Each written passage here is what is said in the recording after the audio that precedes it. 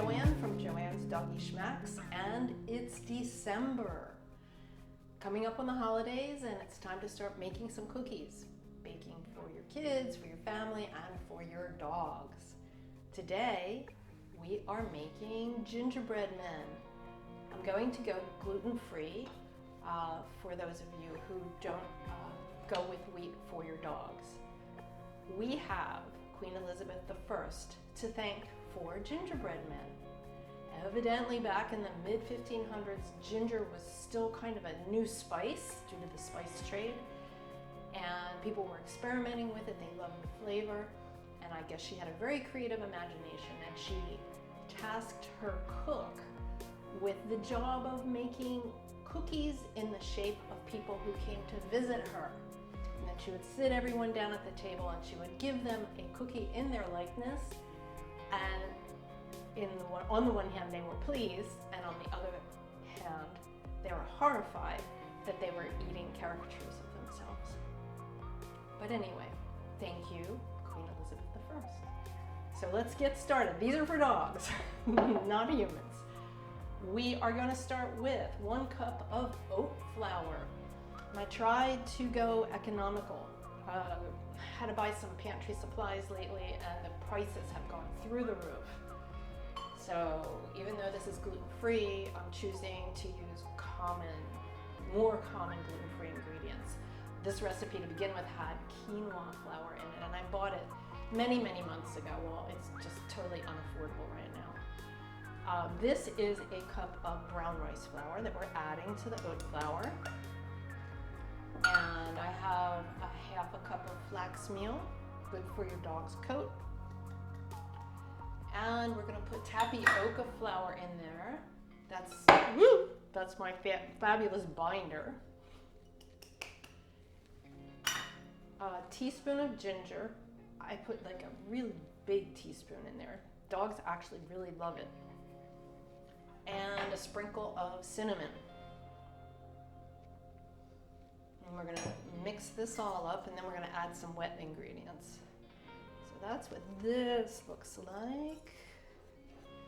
I think the flax meal gives it the color that you're looking for when you're making a gingerbread man. Get that going. I think I needed maybe a bigger bowl. All right, let's put this to one side for a second and get the wet ingredients going. We have my trusty applesauce, 4 ounces, unsweetened, and a half a cup of pumpkin, definitely unsweetened, not spiced. You don't want pumpkin pie mix, you want just pumpkin puree, no xylitol. Xylitol is poison for your dogs. Okay, that's that. And then we're also going to put in molasses. I know molasses isn't exactly great for your dogs, but it's not bad for your dogs, and it's sweet, and it's a treat, and it's the holidays. So we're just gonna use just one tablespoon. You could probably use less, but it is made from cane sugar, so it does also help bind the cookies together, which you need when you're doing gluten-free. I'll put that over there. And last but not least, we have 2 eggs. Let's get those bad boys in there. Ooh, did I give myself something to mix this with? It doesn't look like it. I suppose I could use my whisk, but let me just step back for a second. Grab a handy dandy fork. And here we go. Looking very pumpkin-y, very holiday. All right, we're gonna pour this in here. I didn't quite get those eggs in there. There we go. Do a little bit at a time and mix a little bit. A bit more. I always freak out when I get to this part of the mixing because it never seems like I have enough wet ingredients to make the dough come together, which is why we do test batches before I demonstrate these so I can have a little bit of trust here. Oh, I like the feeling of this one already. All right, let's add a little more. This is when a spoon would have been a little bit easier, but we're making that work. Put that there and make it come together. Ginger goes back 5,000 years, evidently. Probably goes back further than that, but that's all we know about. And it originated in Southeast Asia. It used to be used for medicinal purposes. Then I think it migrated to Spain somehow, and then because of the trade, it ended up in Europe. And then we all know about gingerbread houses that the Germans make. It's really become a tradition at holiday time. I did find a medieval recipe too, where it was actually made with bread. So it wasn't a cookie like we're used to now. Okay. Yeah, you just find a medieval recipe every day, right? Anyway, it didn't look that good, to be honest. All right, let's see if we can make something out of this. There we go. Gather it up together. Looking good.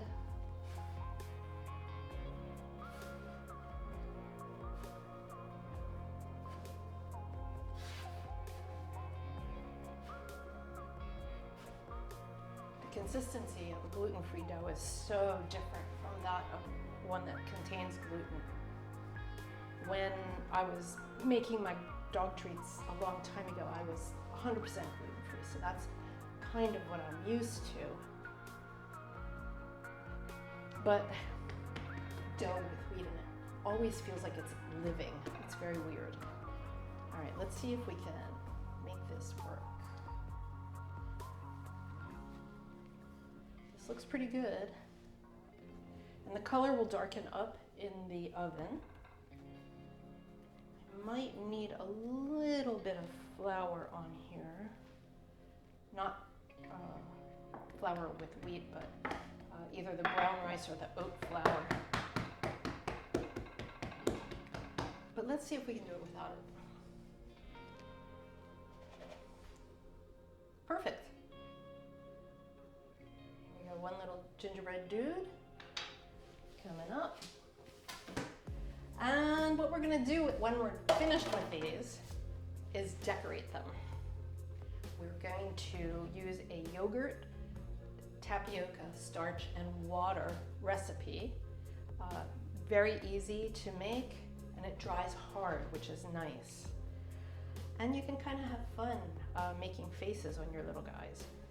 And it's good for your dog. You could add sugar, but why? There's already molasses in the cookie. All right, here we go. Let's put this little guy here. I was kind of curious, though, about these cookies that Queen Elizabeth put together. Were they cookies like this, where the base was all the same and she just changed the faces, the lady in the kitchen, or did she actually do little sculptures?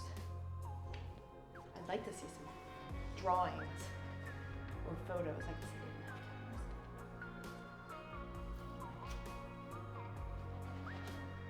Almost ready to put a first batch in the oven. How long did I bake these? 350 degrees, 15 minutes, then flip and do another 15 minutes. And I realized, even though I show you guys all my cookies on parchment paper, I never say, use parchment paper. So I'm saying it now, definitely use parchment paper. Sometimes I find that the cookies burn if they don't have that little barrier. And I don't mean burn like burn your house down. I mean, they get a little singed on the edges. So yeah, this worked out very well. Almost finished with this row. And I'm going to cut away, let these bake, then they have to cool so that I can make the icing and put the icing on. So I'm gonna let you go and I'll be right back. And we're back. Here are our little gingerbread men. I've taken the liberty of pulling them from the oven, putting them in the refrigerator for a while so they'll cool. Because we're gonna put icing on here now. I found a recipe that's very simple and dries hard, which was really nice. It uses tapioca flour and yogurt. I'm using full fat Greek yogurt, but you could use a low fat yogurt too. So I've got a pastry bag. It's what they call pastry bags these days. And it has a little tip on the end. I got the smallest nozzle I could find.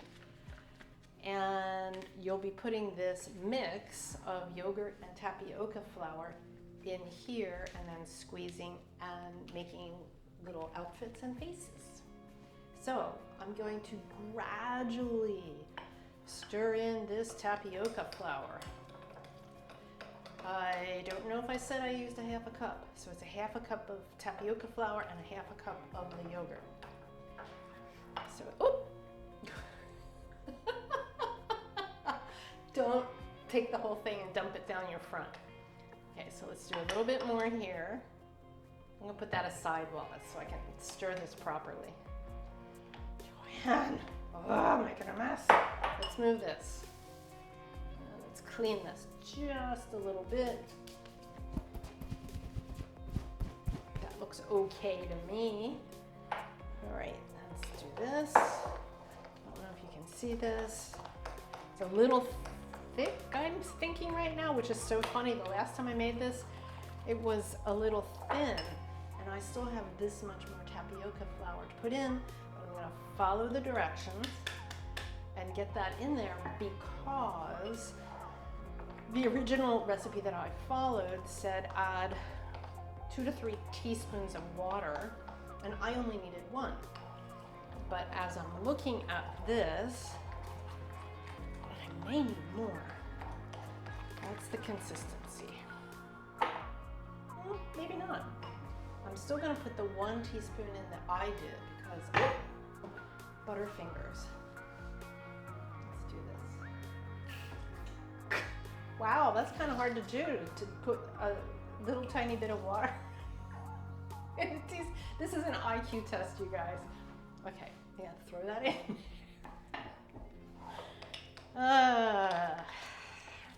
Oh, much better. The consistency is wonderful now. This is exactly, can you see that? That's luxurious. Luxurious frosting about to go on these little gingerbread guys. All right, here we go. And we're gonna put this in here. Try not to make a mess. I don't know how much I need. Do 1 more scoop for now. Let's see what we've got. So it would be kind of nice if you guys could see what I'm doing. I guess I could turn this around and decorate upside down. Okay, let's see. All right. Start with this guy. Give him a couple of eyes. Nose. Big happy smile. Some buttons. This guy. Let's do eyes, of course, nose. Let's make him horrified. Big smile. No, big frown. Buttons. This guy is a dapper dresser. Let's give him some shoes and gloves. I think a bow tie would be nice.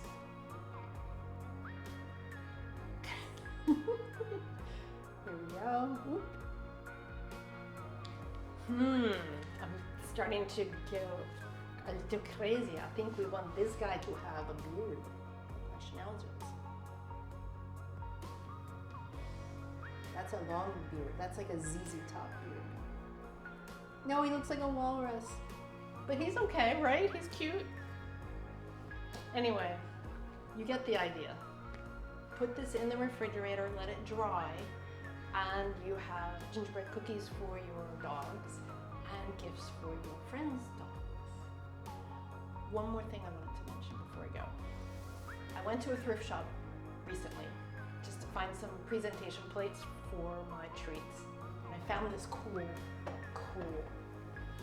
porcelain handbag with snowflakes on it. And I thought it would be a great place to put cookies, especially a cookie that looks just like me. I don't know if I really want to eat this cookie though. I think maybe we'll have to let Jake do that. Let me see if I can get him.